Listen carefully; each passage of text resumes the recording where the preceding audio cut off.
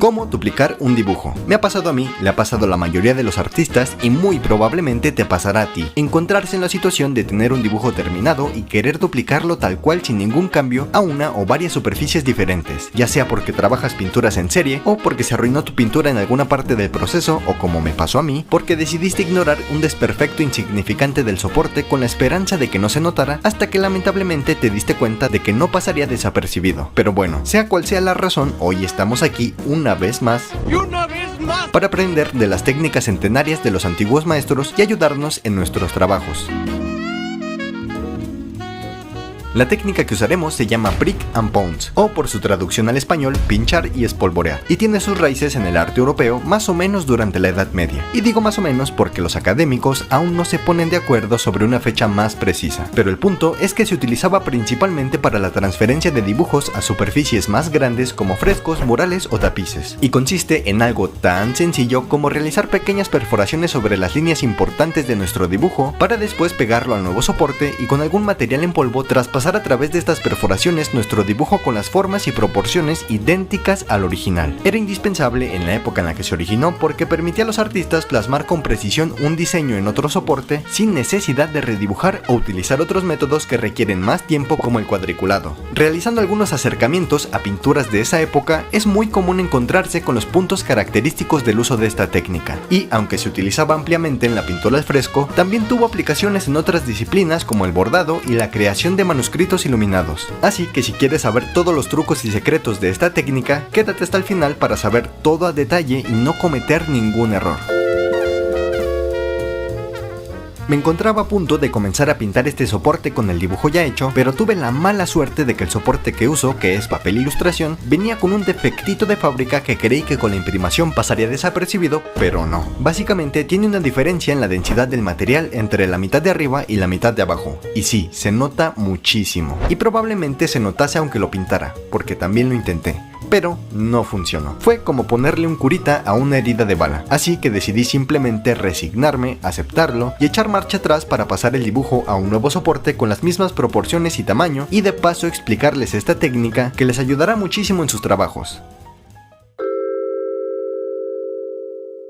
Los materiales que usaremos son pocos y muy fáciles de conseguir. El primero y más importante sería la plantilla con el dibujo que vamos a trasladar. En tu posición muy probablemente se trate de una hoja de papel o una cartulina, pero como en mi caso ya tenía el dibujo sobre un soporte que era muy grueso y el alfiler no podía traspasarlo, lo pasaré primero a un pliego de papel albanene para realizar las perforaciones con facilidad, pero el proceso sigue siendo el mismo. Usaremos además un alfiler, aguja o cualquier cosa que sea muy delgada y fina para perforar, pero lo suficientemente resistente para traspasar el papel en el que tienes el dibujo sin romperse. Después necesitamos el material que nos ayudará a plasmar el dibujo, que puede ser polvo de carboncillo, que es lo que ocupaban antiguamente, o lo que yo recomiendo y que estaré usando, polvo de grafito, que recolecto siempre que le saco punta y afilo mis lápices, y lo prefiero básicamente por lo fácil que es de manipular. Pero si te encuentras en el caso de que el soporte nuevo al que pasarás el dibujo es oscuro, puedes usar alguna tiza blanca para que el nuevo dibujo sea visible. También usaremos cinta para artistas si no quieres hacerlo a la antigua, con un panita que te sostenga el papel sin que se mueva. ¡Qué bonito! Y por último, usaremos la herramienta con la que aplicaremos el polvo, que yo te recomiendo que sean 1 o 2 pinceles de diferentes tamaños, pero antiguamente usaban un saquito de tela relleno con el material que vamos a espolvorear, así que tú decides cuáles materiales tienes más a la mano.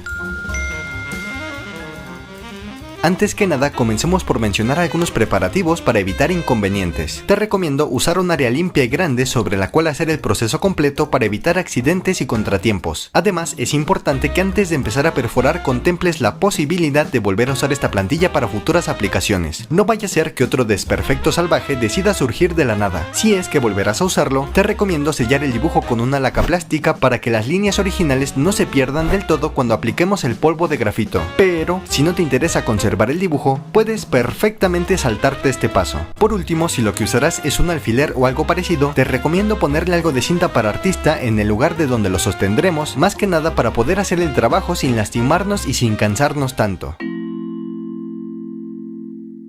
Vamos a iniciar por realizar perforaciones con el alfiler, siguiendo de forma precisa todas las líneas de nuestro dibujo, o por lo menos las más importantes. Te recomiendo ir levantando ligeramente el papel con una mano mientras lo sostienes con la otra para que no se mueva, pero ten mucho cuidado de no poner nunca la mano debajo del área en la que vas a perforar. Así te aseguras de que el alfiler atraviese por completo y no solo la punta, pero trata que los agujeros no sean demasiado pequeños para que el polvo de grafito pase con facilidad, pero que tampoco sean tan grandes como para perder precisión al unir los puntos al final. Personalmente me resulta más cómodo colocar el papel al borde de la mesa estirándolo con una mano mientras lo sujeto recargando el brazo sobre él, pero de cualquier forma que elijas para sostener el papel, tienes que tratar de estirarlo un poco para evitar que se arrugue y así lograr que las perforaciones sean siempre perpendiculares al papel, nunca en diagonal, porque si lo hacemos en diagonal...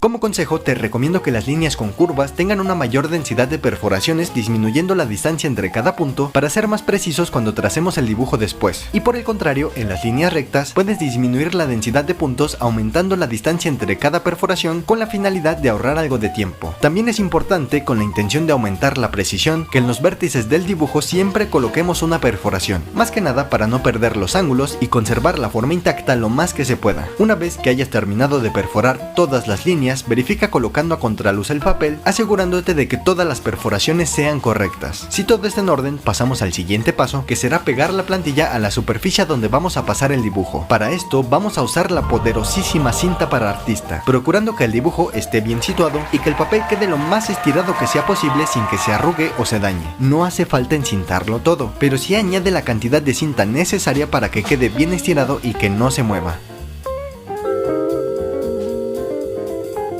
Después de tener el soporte bien encintado, si te es posible te recomiendo colocarlo acostado hacia arriba para un mejor manejo del polvo con el pincel, pero si no te es posible, te recomiendo mejor usar el pedazo de tela relleno con carboncillo que mencioné anteriormente, que como dato curioso, una gran parte de los dibujos base para los frescos en techos y paredes de la Capilla Sixtina que hizo Miguel Ángel los realizó de esta misma forma. Pero bueno, para empezar a aplicar el polvo de grafito hay que hacerlo sin excedernos, recogiéndolo poco a poco con el pincel chico para después aplicarlo siguiendo las líneas y haciendo pequeños círculos con el pincel, insistiendo sobre todo en las perforaciones para que el polvo pase y se pegue aunque sea un poco a la superficie de abajo. Y no te preocupes por no salirte de las líneas, no pasa nada, pero siempre es bueno tratar de proceder en orden y aplicarlo solo en los lugares correspondientes, sobre todo si tu intención es conservar la plantilla. El pincel grande es para barrer el grafito que quede suspendido en la plantilla hacia las perforaciones, y como este pincel por densidad ejerce más presión, te recomiendo, ¿por qué no?, dar una repasada sobre las perforaciones haciendo círculos con el pincel como antes, y una vez que hayas cubierto todas las líneas y sus perforaciones a puro pincel, para asegurarnos vamos a hacer un repaso general con un pedazo de papel ejerciendo un poco de presión para terminar de pegar el polvo y de paso quitar el excedente que quede sobre la plantilla.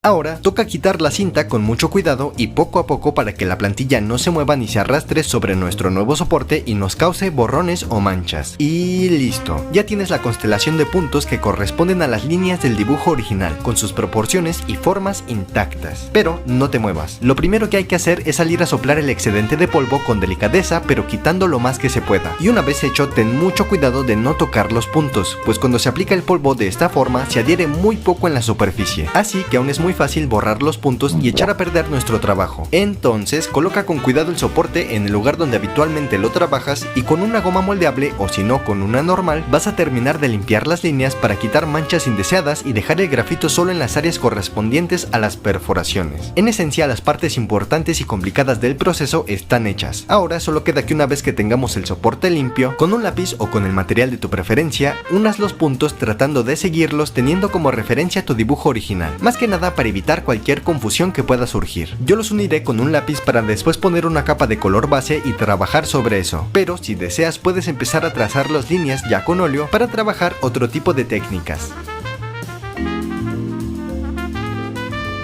Repasando un poco los puntos fuertes de esta técnica, lo mejor que tiene es que de las técnicas que existen para duplicar un dibujo, es la que más conserva el dibujo original, con formas, proporciones e incluso el tamaño de origen. Además de que también evita por completo tener que redibujar y te deja una plantilla con la que puedes duplicar tu dibujo cuando quieras y las veces que quieras. Pues eso fue todo. Como ya les compartí en la pestaña de comunidad y en mis otras redes, este será el primero de los videos que pertenecen a mi cambio de contenido en el canal. Trataré a partir de ahora de hacerles videos más largos y explicados con temas más profundos y mejor desarrollados. Pero aún así, no dejaré de hacerles uno que otro reel de vez en cuando porque sé cómo les gustan. Y no solo pedirles nada porque para mí lo más importante es que disfruten del contenido y que les sea útil. Pero esta vez me ayudaría muchísimo leer sus comentarios sobre si les gusta este formato o de cualquier otra cosa, aunque no tengan nada que ver con el video. O si no, también agradezco mucho tu apoyo con un like o suscribiéndote a este canal. Cualquier cosa es buena y me ayuda muchísimo a seguir haciendo videos para ustedes. Como siempre, les agradezco todo su apoyo y su paciencia. Nos vemos pronto y hoy, como siempre, gracias por estar aquí.